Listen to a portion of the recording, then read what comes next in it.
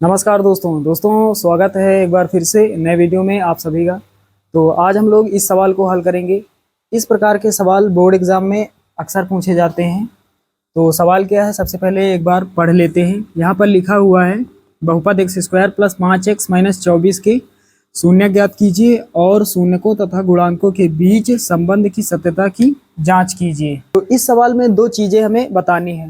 Number एक, हमें शून्य ज्ञात करने हैं और उसके बाद शून्यकों और गुणांकों के बीच में जो संबंध की सत्यता की जांच होती है वो यहाँ पर हमें बतानी है। तो चलिए शुरुआत करते हैं। सबसे पहले यहाँ लिखेंगे हल।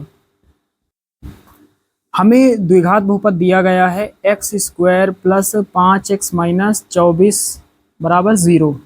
ये द्विघात बहुपद दिया गया है।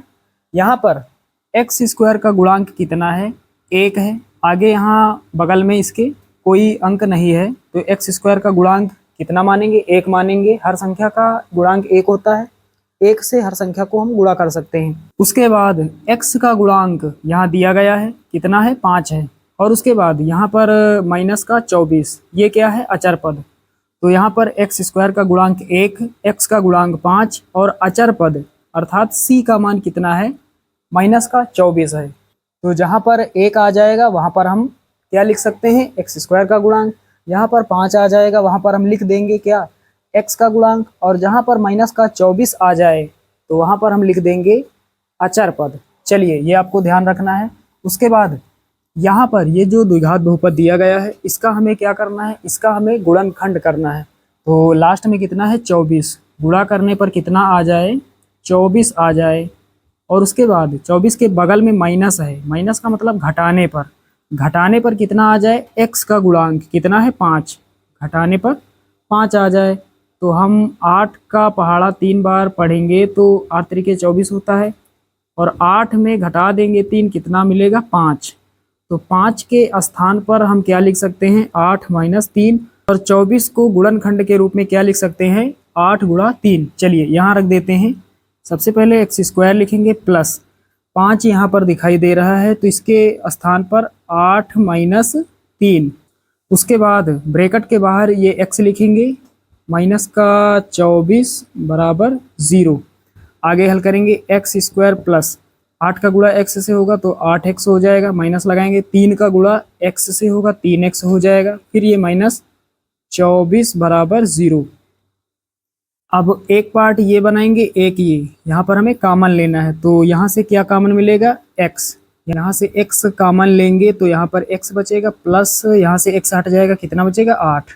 उसके बाद माइनस यहाँ है, माइनस यहाँ है, तो सबसे पहले माइनस कॉमन है। उसके बाद 24 को हम क्या लिख सकते हैं, 8 गुणा 3। तो 3 यहाँ है, 3 यहाँ है, तो यहाँ पर 3 कॉमन है। तो यहाँ क्या बचेगा, x।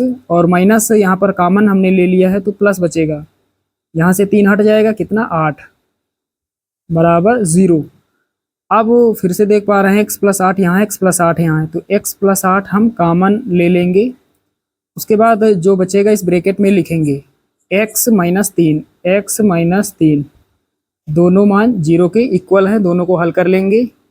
x के जो हमें मान प्राप्त होंगे इन्हीं मानों को हम क्या कहते हैं, शून्यक।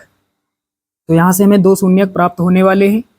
x प्लस 8 बराबर 0, तो x बराबर क्या हो जाएगा, ये प्लस का 8 है, उधर जाएगा माइनस का 8। यहाँ से एक शून्यक मिलेगा, x माइनस 3 बराबर 0। तो x बराबर ये माइनस का 3 उधर जाएगा, प्लस का 3 हो जाएगा।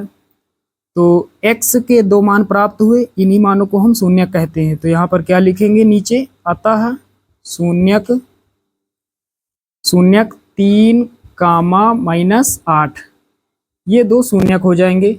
यहाँ पर आधा काम हमने कर लिया है। उसके बाद आगे यहाँ पर सवाल में हमसे पूछा जा रहा है शून्यकों तथा गुणांकों के बीच संबंध की सत्यता की जांच। तो यहाँ पर लिखेंगे सत्यता की जांच। चलिए अब सत्यता की जांच कर लेते हैं। तो सत्यता की जांच में हमें क्या करना होता है, एक बार हम करेंगे शून्यकों का योगफल और एक बार क्या करेंगे, शून्यकों का गुणनफल। तो यहाँ पर लिखेंगे शून्यकों का योगफल, शून्यकों का योगफल। तो यहाँ पर एक शून्यक है 3 और एक शून्यक है माइनस का 8। योगफल करेंगे तो योगफल का मतलब प्लस, यहाँ प्लस लगाएंगे तो ये माइनस प्लस क्या हो जाएगा, माइनस, तो यहाँ माइनस हो जाएगा। तो यहाँ पर 3 में घटाएंगे 8, कितना बचेगा, -5। अब बटे में कुछ नहीं, यहाँ 1 मान सकते हैं। तो यहाँ पर अब कितना हो गया, ऊपर -5 और नीचे 1। अब यहाँ पर लिख देंगे, क्या लिखेंगे, सबसे पहले माइनस लगाएंगे। 5 क्या है, 5 इस समीकरण में x का गुणांक है। x का गुणांक कितना, 5। तो यहाँ पर लिख देंगे x का गुणांक और बटे का निशान लगाएंगे। 1 क्या है, एक्स स्क्वायर का गुणांक। 1 क्या है, एक्स स्क्वायर का गुणांक। तो नीचे लिख देंगे एक्स स्क्वायर का गुणांक। उसके बाद क्या करेंगे, शून्यकों का गुणनफल। तो यहाँ लिखेंगे तथा शून्यकों का गुणनफल। तो शून्यकों का गुणनफल क्या होगा, एक शून्यक यहाँ पर 3 है और एक शून्यक -8 है। गुणनफल का मतलब बीच में गुणा लगा देंगे। तो कितना हो जाएगा, यहाँ पर पहले माइनस हो जाएगा, 8 त्रिके 24। तो ऊपर माइनस का 24, नीचे बटे में 1 मान सकते हैं। चलिए अब यहाँ पर -24 क्या है, ये जो द्विघात बहुपद दिया गया है, यहाँ पर -24 जो है ये क्या है, अचर पद है। तो ऊपर लिख देंगे अचर पद, अचर पद और बटे का निशान। 1 क्या है, एक्स स्क्वायर का गुणांक। एक्स स्क्वायर का गुणांक कितना है, 1 है। तो नीचे लिखेंगे एक्स स्क्वायर का गुणांक।